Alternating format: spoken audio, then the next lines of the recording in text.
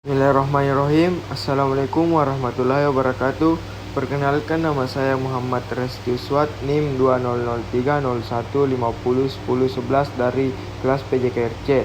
Di sini saya akan mempresentasikan PPT yang telah saya buat. Bagaimana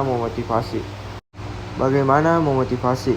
1. Memperkenalkan keterampilan. Memperkenalkan suatu keterampilan kepada murid merupakan satu upaya untuk memotivasi mereka agar tujuan tersebut tercapai. Tentunya upaya memperkenalkan keterampilan tadi harus memenuhi ketentuan. Salah satu di antaranya adalah dengan memperkenalkan makanan dan manfaat dari keterampilan yang dimaksud untuk masa-masa tertentu. Menetapkan tujuan belajar. Cara lain yang baik untuk menumbuhkan motivasi adalah dengan cara menetapkan sasaran atau tujuan belajar. Mintalah siswa untuk mencoba menetapkan tujuannya, misalnya untuk menjadi pemain yang baik dalam tim sekolah atau perkumpulan tertentu. Sahmit mengemukakan bahwa dari penelitian Lutski dan Brian, siswa diminta untuk menetapkan standar dan melakukan sebaik-baiknya, menunjukkan manfaat dari usahanya itu. Knowledge of result. Penelitian-penelitian terdahulu yang telah menyumbangkan konsep bahwa latihan sendiri tidak membuat sempurna adalah penelitian tentang pembuatan garis pada orang-orang yang ditutup matanya ketika mereka tidak diberitahu tentang hasil dari apa yang mereka kerjakan.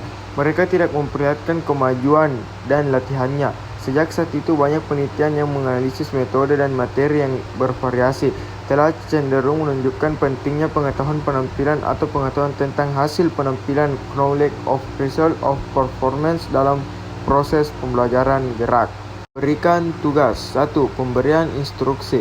Memberikan instruksi adalah peristiwa umum dalam hampir setiap pengajaran. Instruksi tersebut biasanya diucapkan dan memberikan informasi tentang aspek yang paling penting dari suatu keterampilan. Bisa juga 1. Terus-menerus memberikan instruksi dan arahan hanya digunakan sebagai teknik transfer nilai pra-latihan. Mendorong siswa untuk memberikan respon pada lomba tanda-tanda khusus pada saat yang khusus dan menawarkan saran yang bersifat korektif pada penampilan yang bersangkutan. Modeling dan demonstrasi.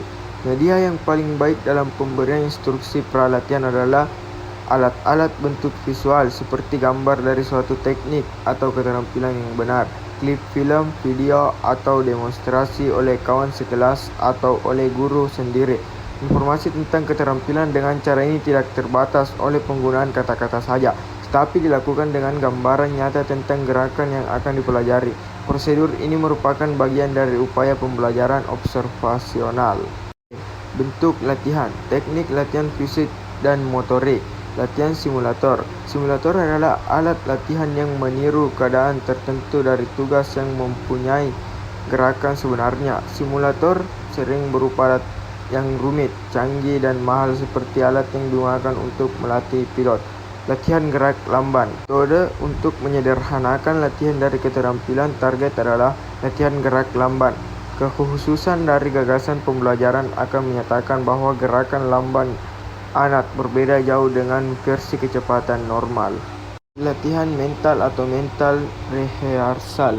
Latihan mental adalah proses latihan dengan cara memikirkan atau membayangkan secara mental aspek tertentu dari pilihan yang sedang dipelajari tanpa terlibat dalam segala macam gerak. Sesungguhnya dalam hasana pelatihan kita, praktik pelatihan mental sering juga disebut latihan nir gerak atau nir motorik. Mental.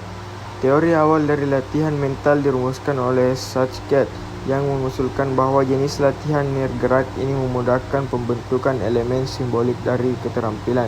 Pembayangan mental. Jenis khusus dari latihan mental sering disebut sebagai pembayangan mental.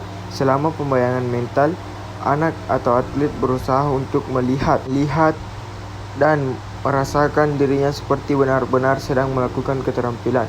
Pembayangan dapat terjadi dalam bentuk perspektif internal atau cara gerakan lingkungan gerak dalam langsung atlet beraksi di lapangan, atau dalam bentuk perspektif eksternal. Cara gerakan yang divideokan dapat diputar ulang untuk dilihat atau atlet yang bersangkutan. Motivasi merupakan faktor penting di dalam proses belajar gerak. Terdapat beberapa teknik yang dapat digunakan untuk memotivasi anak atau atlet untuk giat belajar gerak. di antaranya dalam pemberian instruksi, modeling dan demonstrasi, serta dengan memberi umpan balik eksternik, di antaranya pengetahuan hasil. Yang pertama yaitu knowledge of result adalah suatu kondisi di mana pembelajar memiliki pengetahuan terdapat hasil dari pelaksanaan gerakan dalam masa-masa latihan. Pengetahuan hasil ini kan sebagai feedback atau umpan balik tambahan, mengingat pengetahuan hasil tersebut biasanya disampaikan oleh pelatih atau oleh guru. Dalam kaitannya dengan bentuk latihan, dikenal apa yang disebut latihan fisik dan latihan mental. Adalah latihan yang melibatkan praktik gerak aktual dengan melakukan gerakan-gerakan tubuh dan keterampilan yang dipelajari. Sedangkan latihan mental merupakan bentuk latihan yang tidak melibatkan gerakan-gerakan tubuh, tetapi melibatkan pikiran atau pengembangan terhadap gerakan yang sedang dipelajari.